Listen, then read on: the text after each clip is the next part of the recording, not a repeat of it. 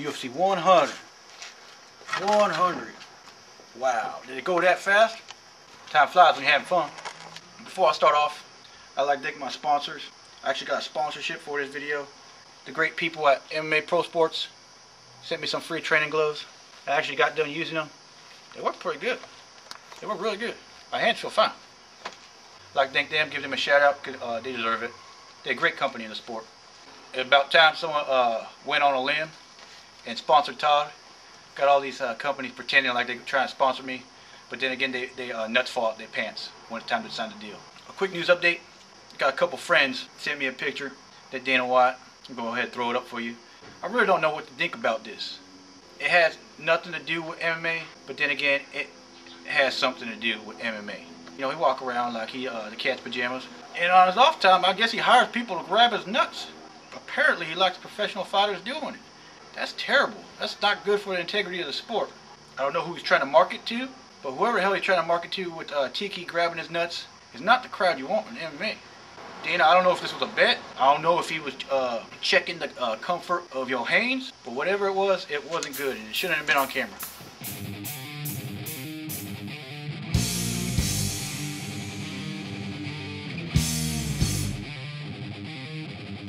George St. Pierre versus Thiago Alves.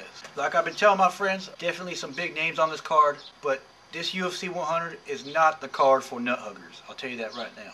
When you're betting, when you're going for a fight, I understand if you're a fan of a fighter, but you know, speak the truth. Because when people talk with their heart, I kind of get the point, but people usually skew the facts around their one-sided opinion. Now, George St. Pierre, with that being said, he got a lot of fans across the world. He's a great fighter. He definitely a look into the future of MMA, but so is Thiago Alves. He's like on a 7-8 fight win streak. He's demolishing everybody he fights. He's a huge 170 pounder.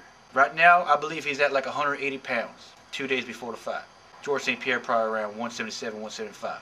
So if you think George St. Pierre a big 170er, Thiago Alves is a bigger 170er. It's definitely going to pose a huge problem for that George St. Pierre. George St. Pierre has proven that he is very ineffective when it comes to a bigger fighter bringing the fight to him.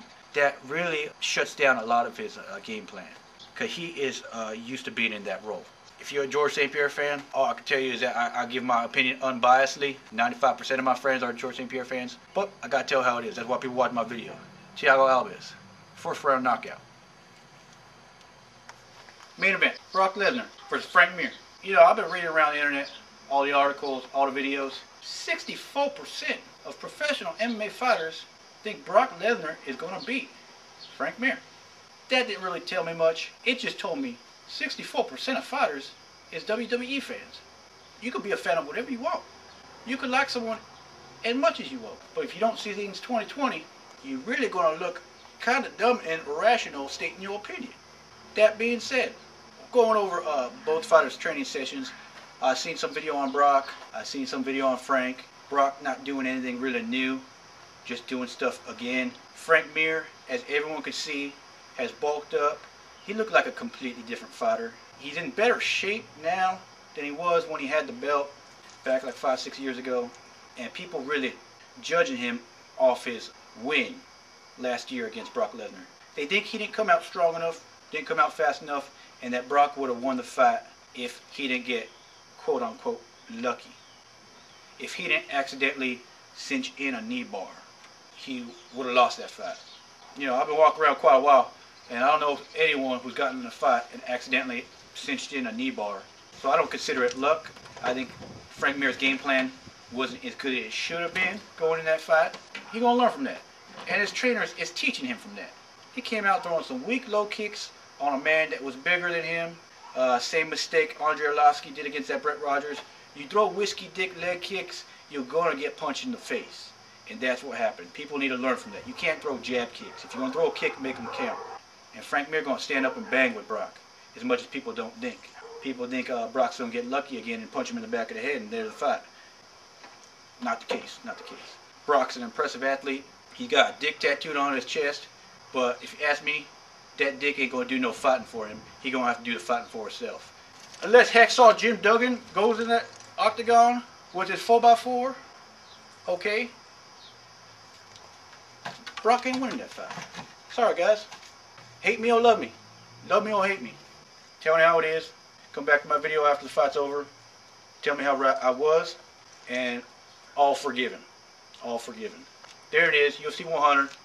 Going to end with the knockout of Brock Lesnar in the second round. Hey, I like Brock.